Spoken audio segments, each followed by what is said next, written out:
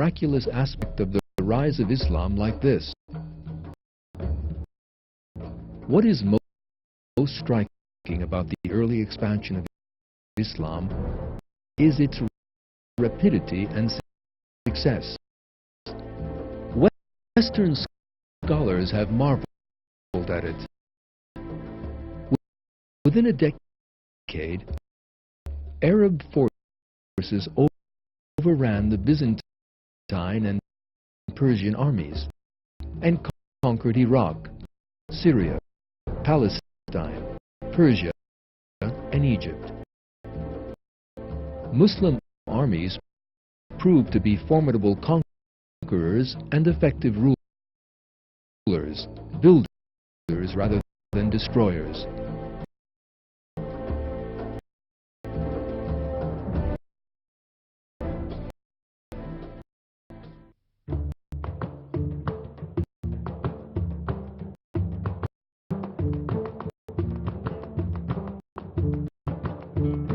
When different peoples, including the Turks, accepted Islam of their own free will, the Islamic Empire grew even more, and it became the greatest power in the world during that period.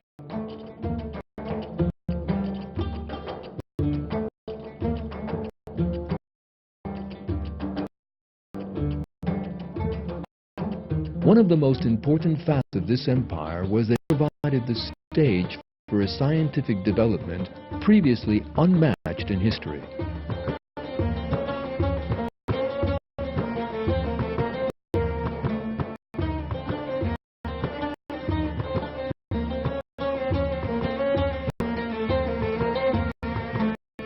At a time when Europe was living through the Dark Ages, the Islamic world created the greatest legacy of scientific knowledge seen in history to that date. The sciences of medicine, mathematics, geometry, astronomy, and even sociology were developed systematically for the first time.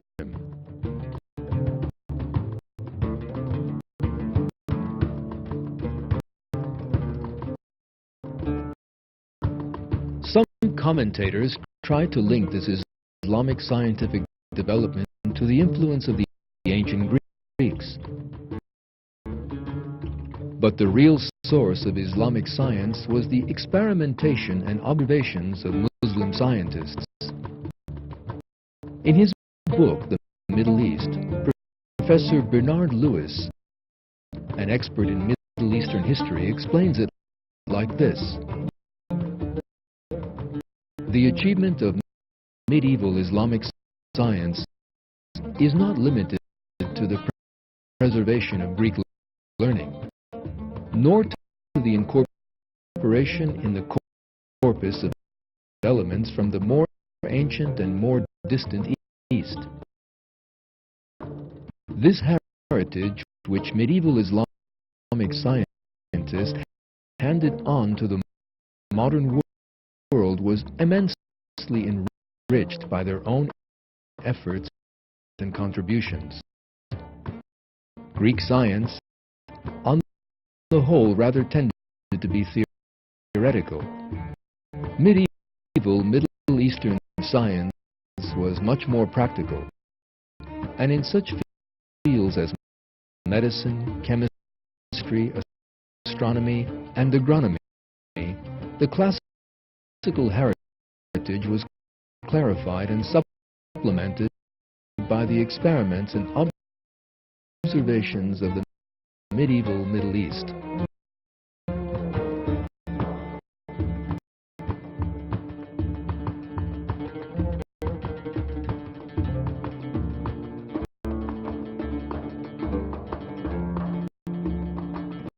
The secret was the scientific and mental discipline taught by the Quran to Muslim scientists.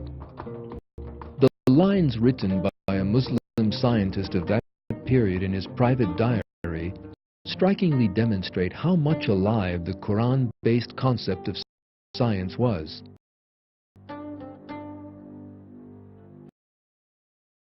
Then for a year and a half, I devoted myself to study.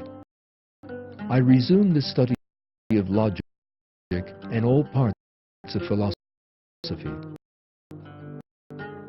During this time, I never slept the whole night through and did nothing but study all day long. Whenever I was puzzled by a problem, I would go to the mosque, pray, and beg the Creator of all to reveal me that which was hidden from me and make it easy for me that which was difficult. Then at night, I would return home, put a lamp in front of me, and set to work reading and writing. I went on like this until I was firmly grounded in all sciences and mastered them as far as humanly possible.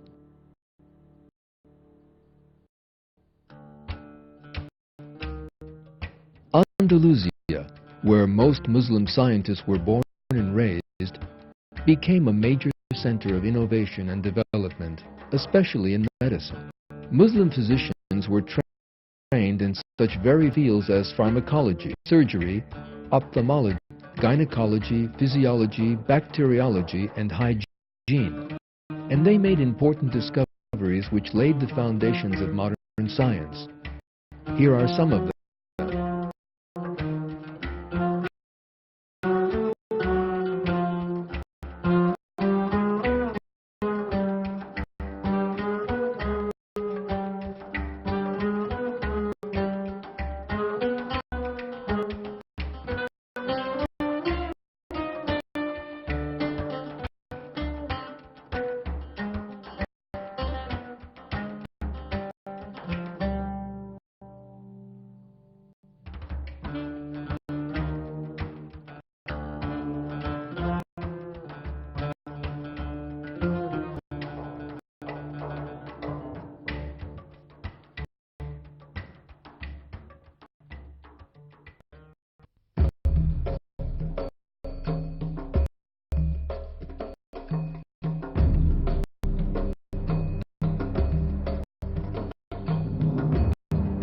The advanced scientific culture of the Islamic world paved the way for the Western Renaissance.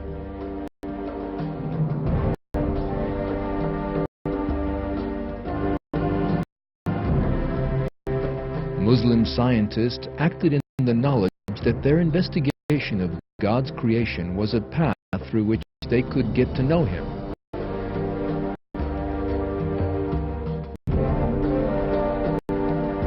With the transfer of this mentality to the Western world, the advance of the West began.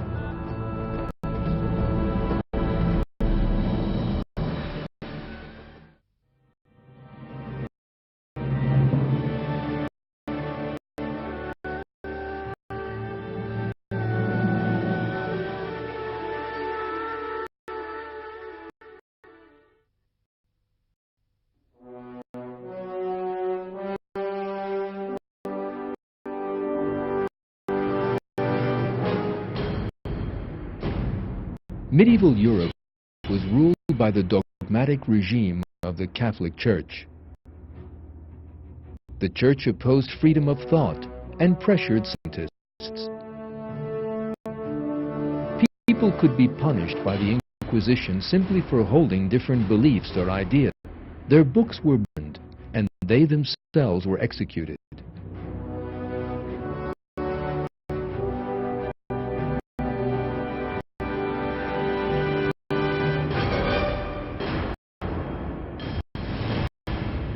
The pressure on research in the Middle Ages is often referred to in history books, but some interpret the situation wrongly and claim that the scientists who clashed with the Church were against religion.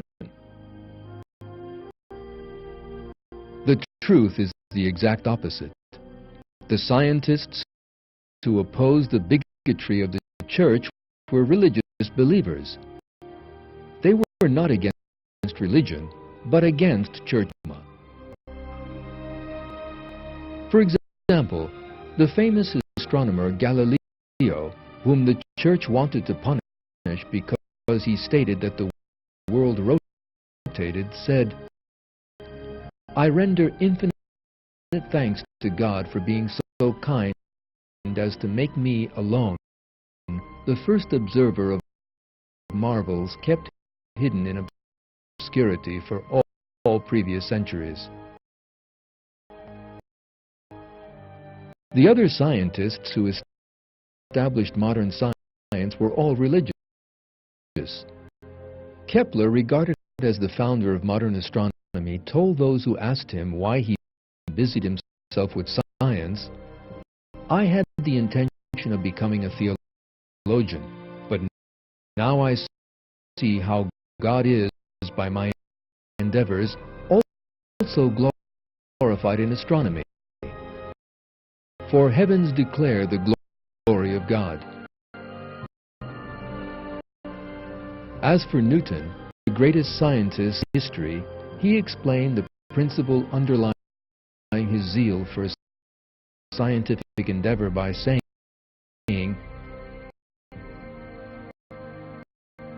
"He, God, is eternal and infinite, omnipotent and omniscient. That is, his duration reaches from eternity to eternity, his presence from infinity to infinity.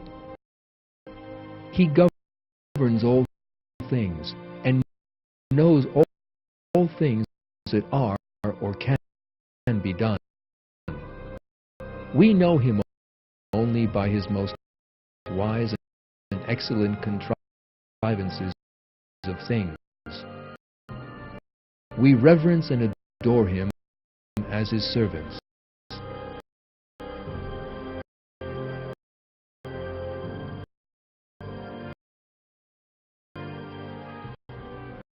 The great genius Pascal, the father of modern mathematics, said that, "But by faith we know his God's existence. In glory we shall know his nature."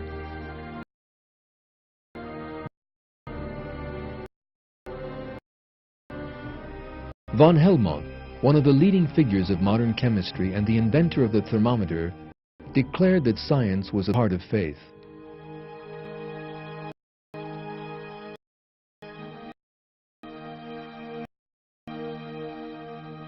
George Cuvier, founder of modern paleontology, regarded fossils as surviving proofs of the creation and taught that living species had been created by God.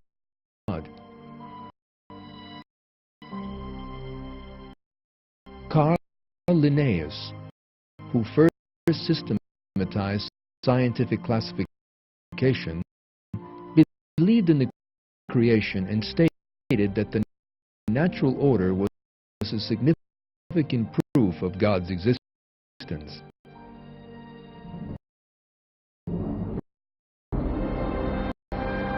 Gregor Mendel, the founder of genetics and also a monk, believed in creation and opposed the evolutionary theories of his time, such as Darwinism and Lamarckism.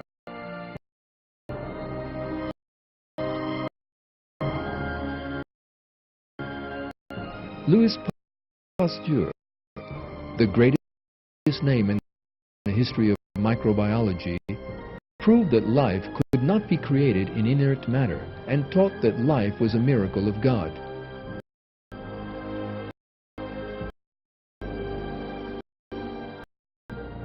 The famous German physicist Max Planck said that the creator of the universe was God and stressed that faith was a necessary quality of scientists.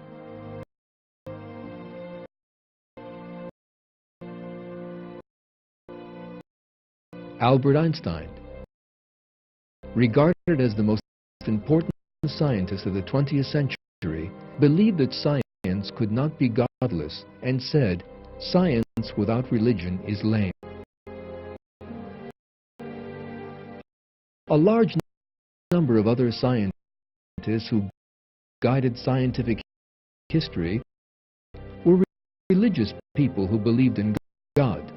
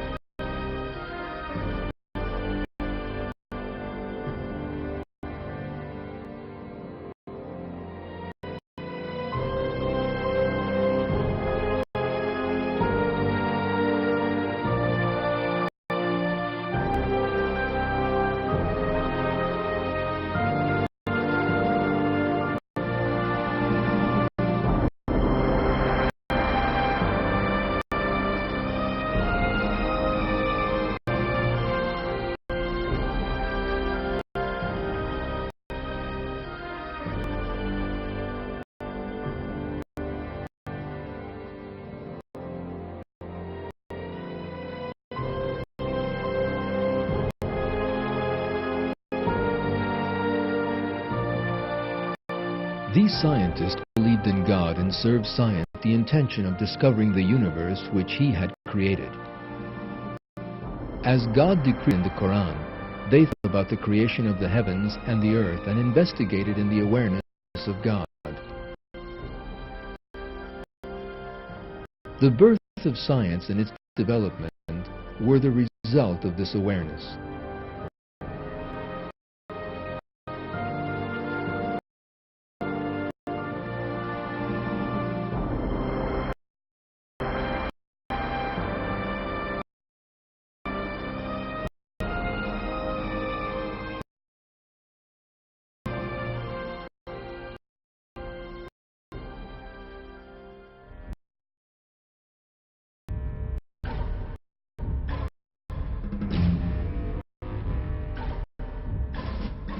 In the 19th century, however, this awareness was replaced by a fraud called materialism.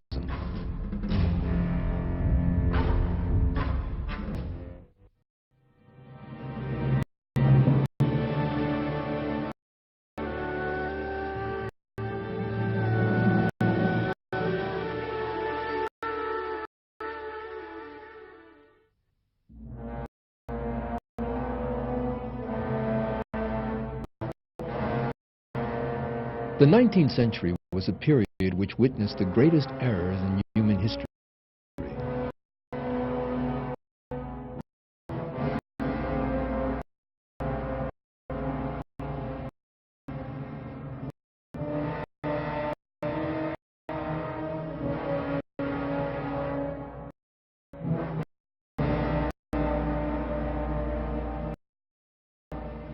These errors began with the imposition of European thought of materialist philosophy and ancient Greek teaching.